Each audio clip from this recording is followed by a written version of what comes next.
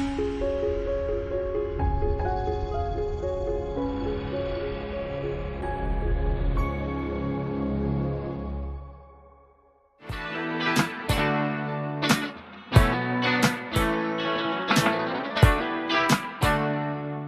everybody, welcome to this Macmillan ELT Upgraders Small Talk.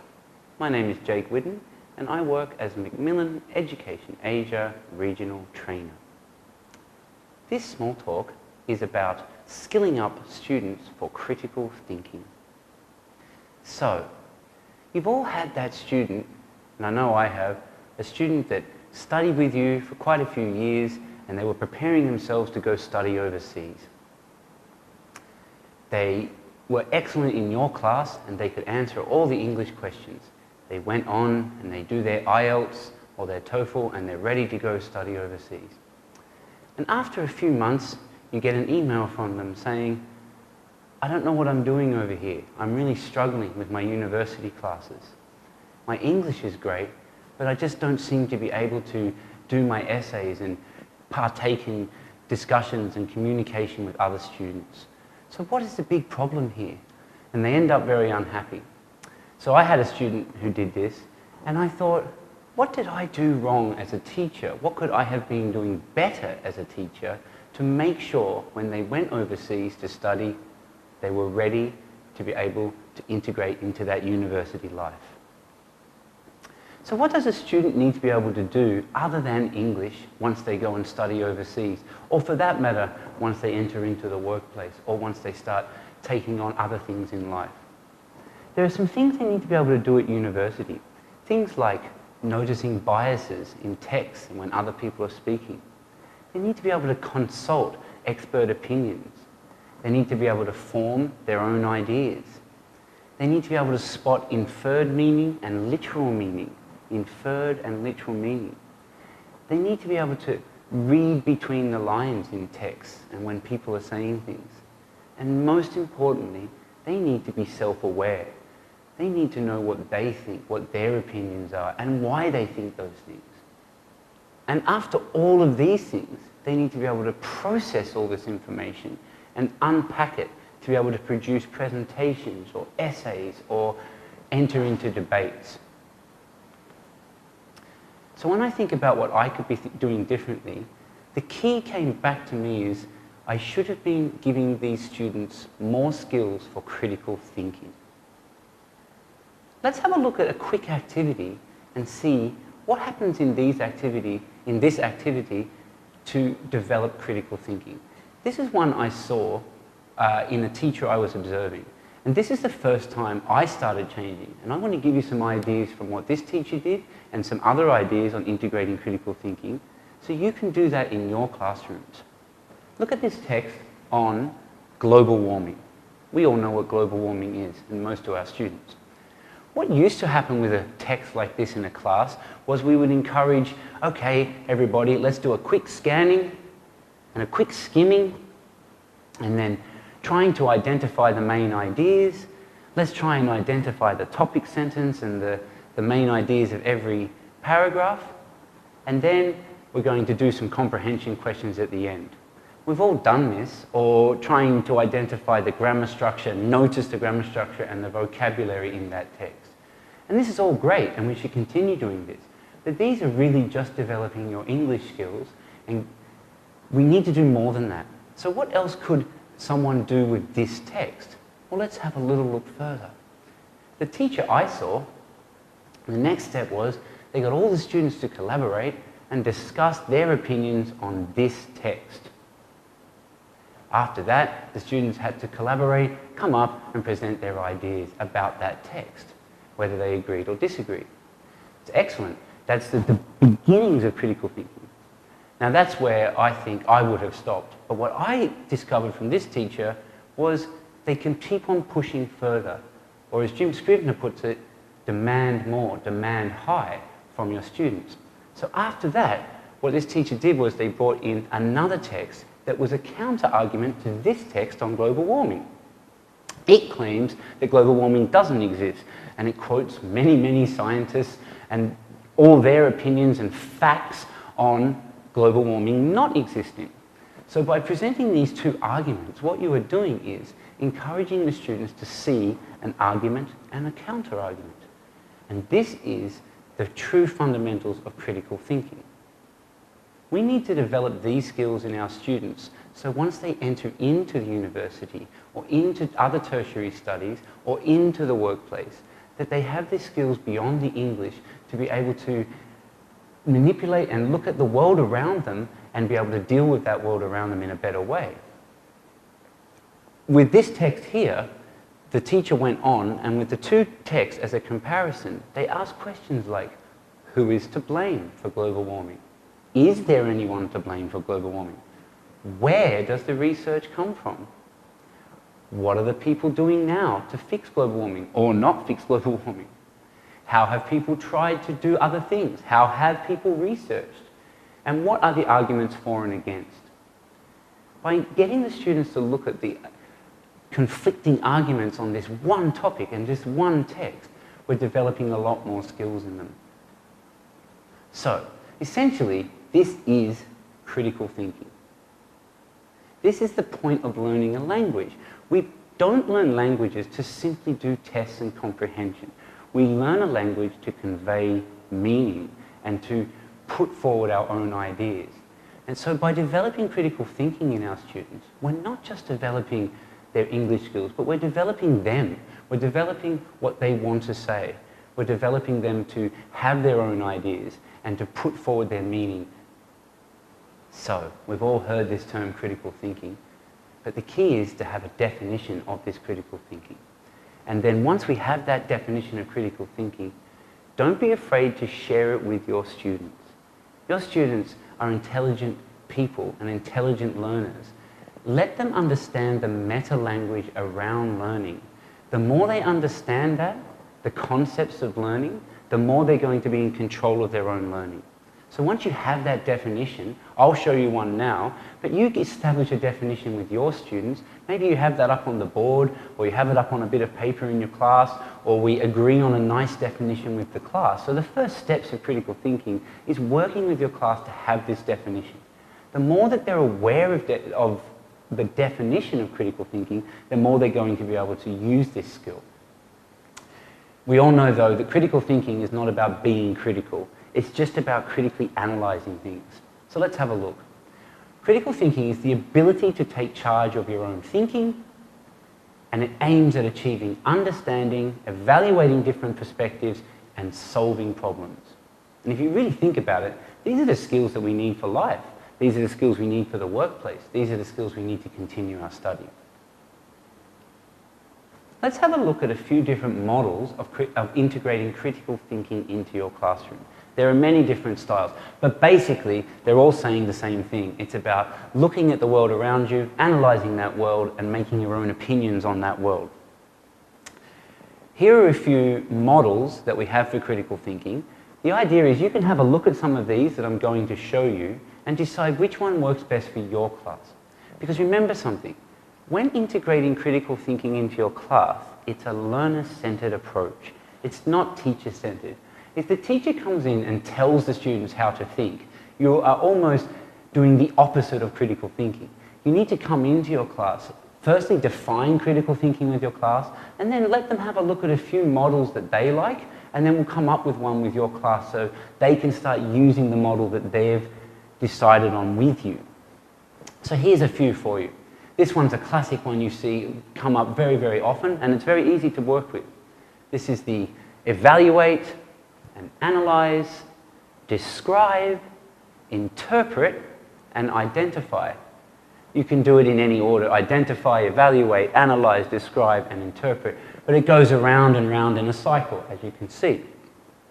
I've even seen people base their whole lesson structure on this approach, not just having your classic PPP or TBL approach, that they might just have as an actual approach to their class, or a staging is, okay, here's a text, and here's another text, or here's a speech, and here's another speech. Firstly, guys, first part of the class, we're just going to identify information. Then we're going to evaluate some things, then we're going to analyze it, then we're going to describe it with each other, then we're going to interpret and put our own opinions on this. It's a nice way to set up a class.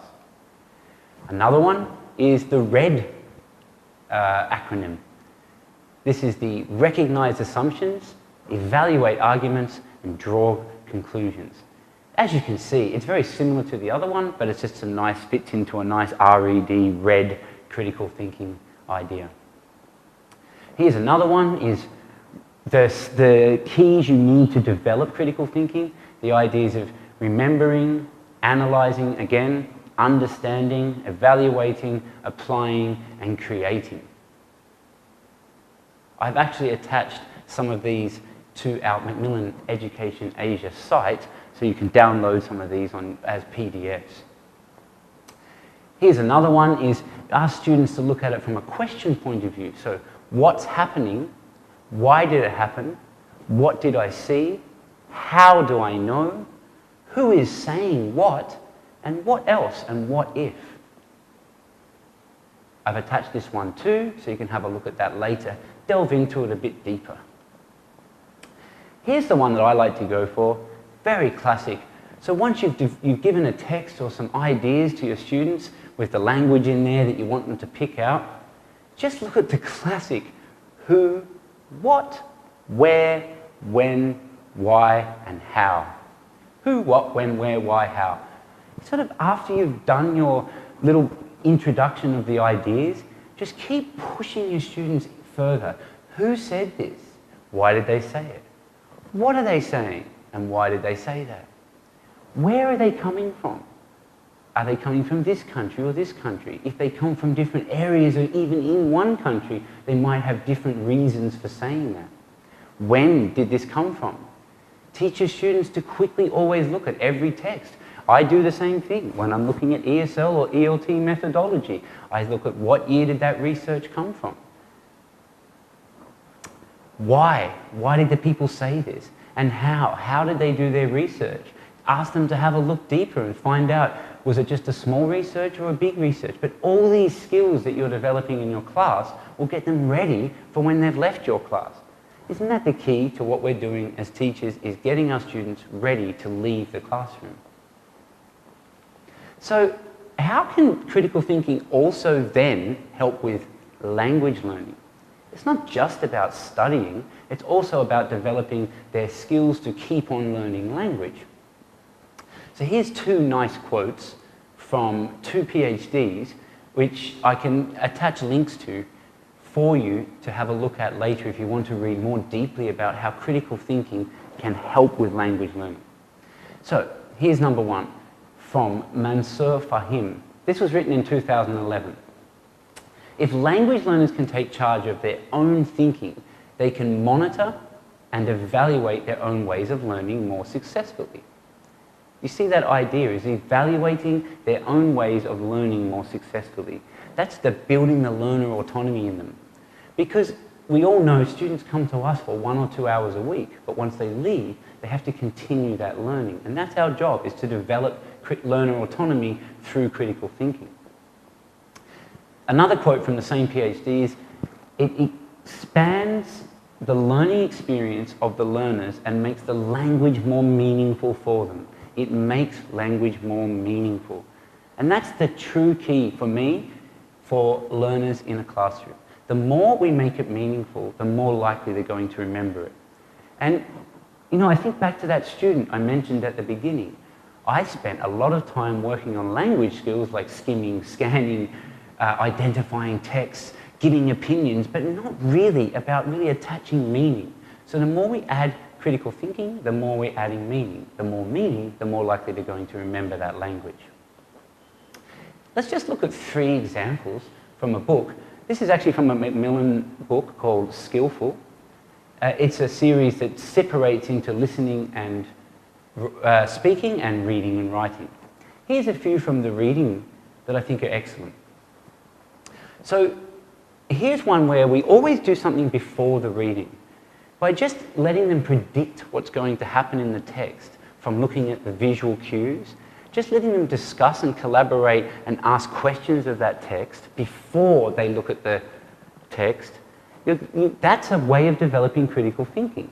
And that's what we do naturally as native speakers like me. I will walk into a bookshop and I won't just pick up a book and start reading it. What I would do is I will look at that and think, what do I think this is going to be about? I will look at, oh, I know this author. He has opinions like this. He might think this. I'll pick it up and think, oh, if I pick up a book on China and it's written by an American, I'll start to think, oh, why will their opinion be as valid as someone from China before I even start reading? So it's a big part of getting your students to critically think is to do things before they read or listen or hear or watch. So that's the sort of prediction and task you can do before. Here's a nice task, and in the Skillful book is we have a look at this text on coming of age, and then after they've read the text, it's more than just scan, analyze, and do some comprehension questions. We ask them to look in groups and think, when are people considered an adult in your country? So they look at this coming of age, and it's all about getting older and becoming a person. And then maybe it's not in the country that the student is in. So we want to personalize the text and get them to think about it from their own point of view. So when you have a question like, when are people considered an adult in your culture? That's about you having that self-awareness and then thinking about two different cultures. Very nice foundations for critical thinking. Then it asks more about them as actual students. When did you feel you were no longer a child? See? So we're developing that self-awareness even further, which is what my student was missing at the beginning. And when do you think you should be able to do the things that happen in this text, right? So you're sort of having to think on a bigger picture as well. It's not just about you, but you have to have an opinion on how society should work with that. And just these three simple things will help develop critical thinking even further. Here's another example. Here's a text on phobias. And obviously we need to do something before we do that. So we just get them, have a look at some pictures. You know, just bringing in some nice pictures. If you've got a text on any topic, search for 2 minutes online, print out some pictures before, and don't even tell your students what the class is going to be about today. Just put the pictures up on the walls around the classroom and have them stand up, collaborate together. Here's another one on phobias. So before, obviously we're going to ask them to think about all the things that they have phobias for. Then we show them here's a text on phobias, we're going to read that. And then after that, in groups we can discuss ideas for overcoming public speaking or advice you can give people. Here's another text that can show some ideas, and then they have to come up with ways that they would solve these phobia problems. So more than just reading the text, it's doing something with the text. So these are some ideas for you of how to develop critical thinking in your classrooms. But you know what? You're probably already doing it and you just might not be aware. Every time you ask your students' opinion on something or looking at an idea and questioning that idea, you're encouraging critical thinking. My advice to you though is keep pushing it further. Push to the point of silence. That's the point of learning. Keep asking those who, what, why questions until your students can't ask anymore. I like to think of it like football training. You keep kicking that goal, and the more you keep doing it, practicing kicking it, when you get out there into the game, you'll be able to kick that goal even better. Our job is like English coaches and English teacher coaches is to keep pushing them in class to almost a point of uncomfortability. I'm not saying you should make them so uncomfortable they don't want to learn, but keep pushing them to the point where they have to keep questioning and thinking about each topic even further. And point number 2 here for you is make your students aware. There's a lot of research now saying push yourself to push your learners to have meta language in the classroom. We're quite afraid of it, I think, as language teachers. Oh, if I use words like critical thinking or cognitive development or anything like this, our students might stand back and it will raise that affective filter and they won't be able to keep on, they won't want to keep on studying with us. But the evidence shows that the more students understand the processes they're going through learning, the more likely that they're going to take on their own learning. And really that's our job, is for our students to take on their own learning. So what I would suggest is when you finish an activity, on like the global warming one, let's come back to that one.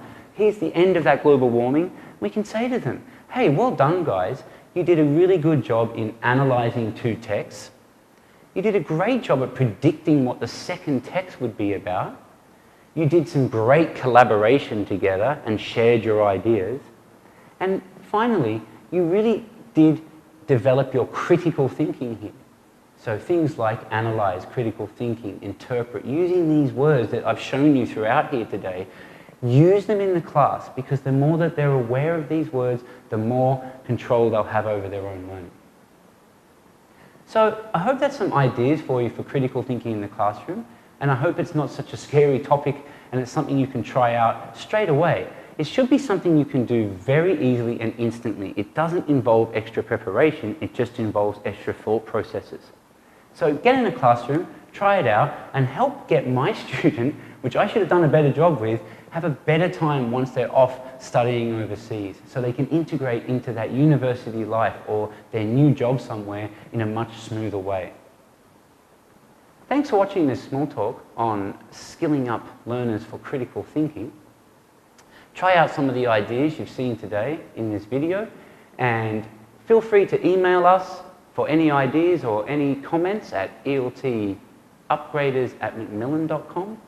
Check out our Macmillan Education website, download some of the PDFs attached to this talk, and check out our other talks, and continue to upgrade your English teaching. Bye-bye.